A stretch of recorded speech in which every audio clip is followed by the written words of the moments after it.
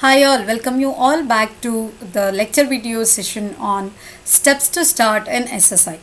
The small scale industries can be started anywhere, and then the proper steps have to be followed, and that I have put it up in the form of the flow chart to understand the method to start a SSI.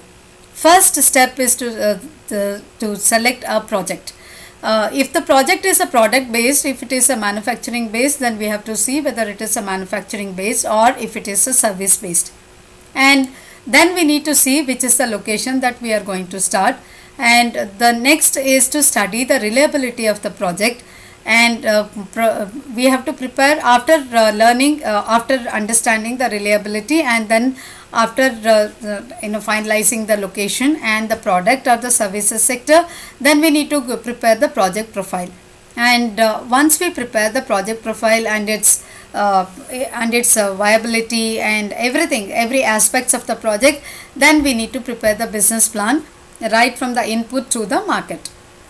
After selecting the project, then we will move on to decide that what is the constitution of the company, whether it is a proprietary based or whether it is the partnership based or a trust run, or it should have the board of directors, or it should have the more number of like investors on the board.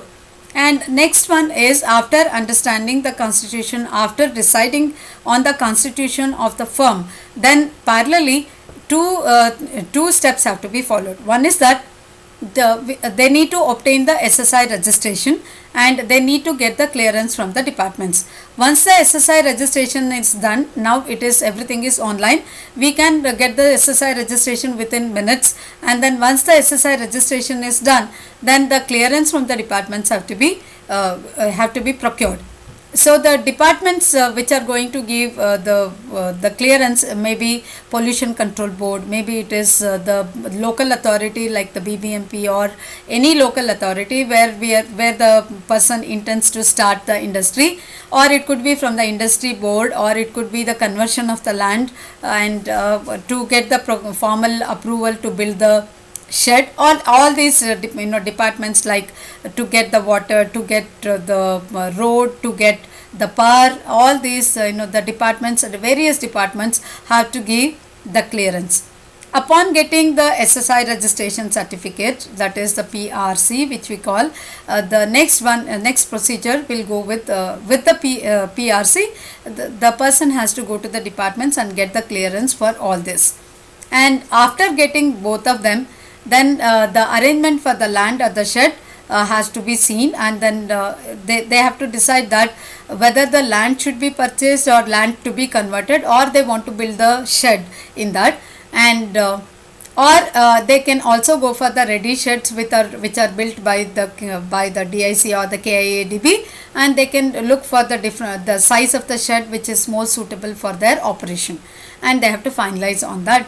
And after this, they have to finalize on the plant and the machinery, from where it has to be procured, whether it is to be procured from the registered vendor, or who is the best manufacturer for their product, the machinery manufacturer to make their product. And next one is to arrange the infrastructure like road or power or water, all this water treatment plant, all this infrastructure, including the built area for the workers, all these have to be arranged. And next, after getting the plant and machinery, after deciding the plant and machinery and from where it has to be procured, where it has to be ordered, then the project report has to be prepared along with the business plan.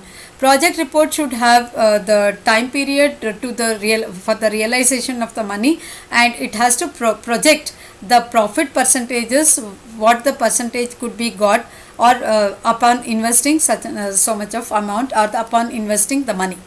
So it should also give an idea to the banker that what is going to be the period where the investor is going to get back the money. So money back in terms of the profits. And after this, after preparing the project report, they have to approach any kind of banks or any of the banks or the financial institutions to get the loan or to arrange the finance for the plant and machinery, as well as for the materials that they are going to. Once it is got, once they obtain the, or once they get the finance for their project, then they have to proceed to implement the project. They have to obtain the final clearance to start their the operation of the business. When we think about all these steps, we can discuss everything in detail, starting from the selection of the project. When we discuss this each one of the step in detail, first step is the project selection.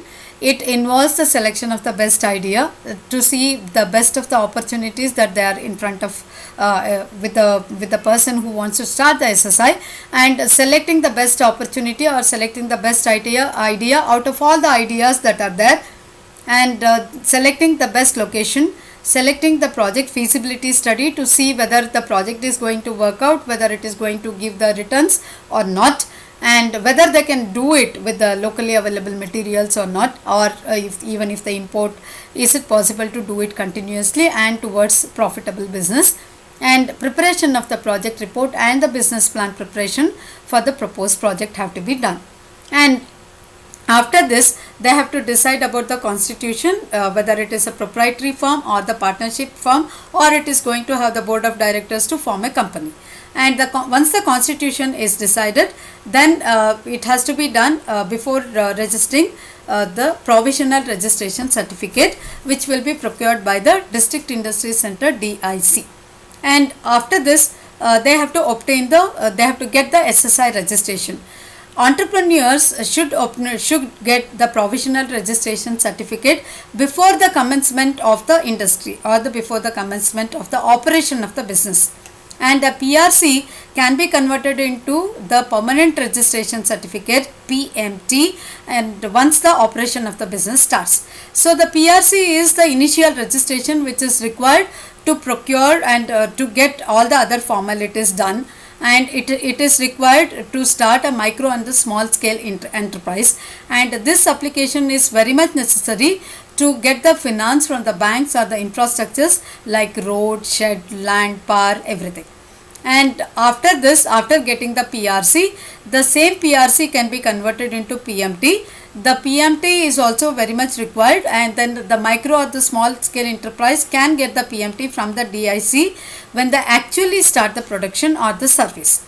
And the PMT registration is very much helpful in many ways, and it is also a must. So the PMT has, once the PMT is taken, and it is going to benefit the small scale industry or the owner or the small scale industry in several ways. So to see that, the first one, the PMT is beneficial when they apply for the scarce raw materials to import the raw materials. Second one, PMT is very beneficial when to get the working capital loans from the financial institutions or the banks.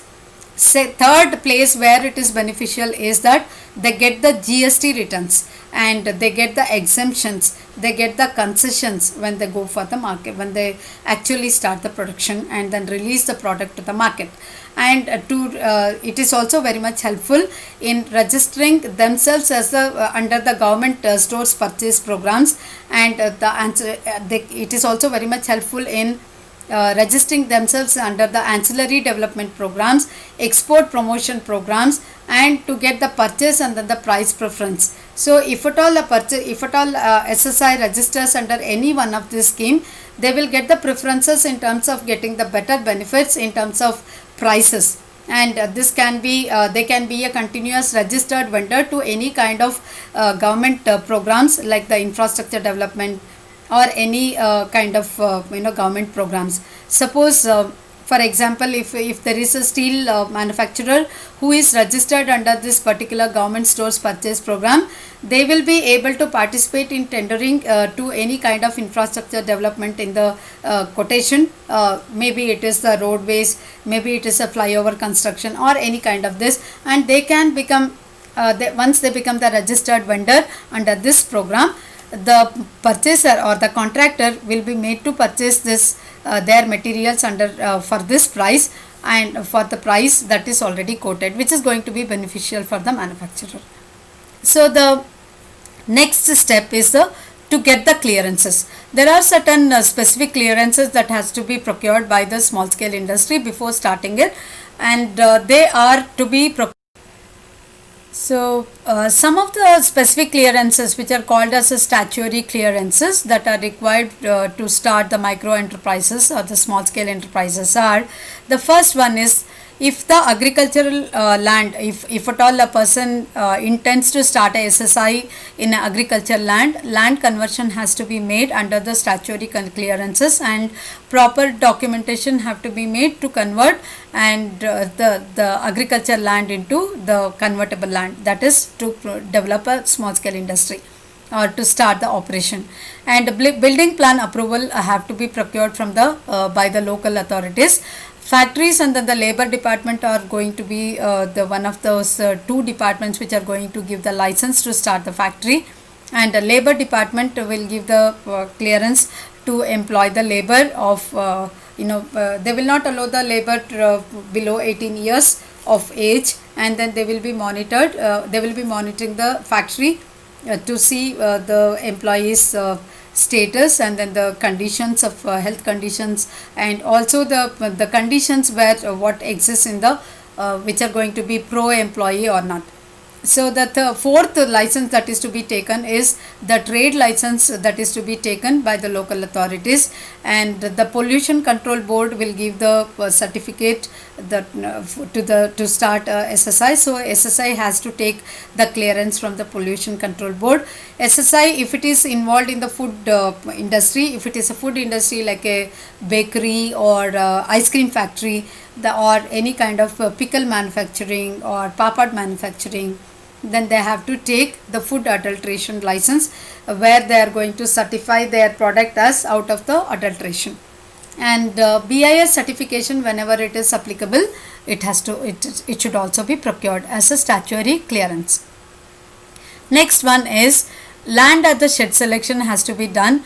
For any industry project, either the land can be purchased or the land can be taken on the hire purchase, or can be rented out, or can be purchased, or can be taken on the lease or rent basis, or purchase can be done, and it has to be selected to set their requirement. And after this, after finalizing the land at the shed, they have to look for the plant and the machinery. The requirement of the project could be purchased by a recognized dealer or the vendor or the manufacturers. So this will always give them the returns, GST returns, and it can also be hired by the NSCL, the National Small Industries Corporation Limited, on a hire purchase basis or the hire basis. So the next one is the infrastructure facilities, and infrastructure facilities have to be arranged by the SSI. They have to look for the land, and they have to look for the power, and then they have to see the water supply, they have to see the telephone and the data connections. Internet facilities have to be arranged. District level where single windows agency assists the SSI to avail all these facilities. For example, Karnataka State Financial Corporation, which gives all these facilities under single window scheme. So this single window agencies, there are many single window agencies by the local governments which are going to give the facilities to the SSIs. Next one is the project report. Knowing all this, or after studying all this, project report have to be developed for any new project or the enterprise with the proper planning, and this has to be given to the banks in order to get the finance. And the project report provides basic plan to the project, and it also gives the realization periods, and it also gives the period after which they are going to get the returns, they can expect the returns to the money that is invested. It gives, the project reports give a detailed insight to the techno-economic viability of the project. So basically the project report covers the introductory part, and then it also gives the entrepreneurs, who are all the entrepreneurs, what is the background of the entrepreneur, what are their educational qualification, what is the experience, what are the special achievements, all these will be briefed up. And it also gives the details of the product that are manufactured in that particular premises, and it also gives the specifications, details, services that is to be rendered by this SSI with the technical details. And the project report also covers the market potential, and it also gives the projections over the 5 years period to time, and it also gives the plant capacity, augmentation capacities, production plan, and then the manufacturing process. So So the project report should cover the technical details of the products, services that is to be rendered by the SSI, and the manufacturing details, and then the specifications of the product. And along with that, it should also show the market potential and the projections for the 5 years, the infrastructures that is required, and then the raw materials and the consumables that is needed to manufacture the product. And it should also show the plant and machinery for the project, the description of the plant, from where it can be procured, what is the capacity of the machine, and all the technical specifications of that, and the capacity of that particular plant and machinery, and the cost of the machinery, the registered supplier. And also it should show the time at the warranty period, and all the specifications of the plant and the machinery along with the bill. So, and it should also show the manpower requirements, and it should also show the projection of the manpower, the total cost of the project, that is the total cost of the project, and then the means of the finance, from where it is expected to get the finance, and then what is the initial amount capacity that the owner or the investor is going to do, or how much money is invested apart from the finances that is availed from the institutions. And it should also show the income, that is the cost, and the profitability projections, and the period, the financial analysis, and then the schedule of implementation, that whether it is in the phases, like the first phase, second phase, third phase, like that, or whether it is implemented at once. And also it should show the payback period, and it should show the conclusions, and then the remarks, and then the recommendations for the next stage of expansion. So all these should be covered in the project report. With this, we will come to the end of this lecture video session on the steps to start the SSI. With the next step on the finance, we are going to discuss in the next lecture video. Thank you everyone. See you all in the next video session. Thank you.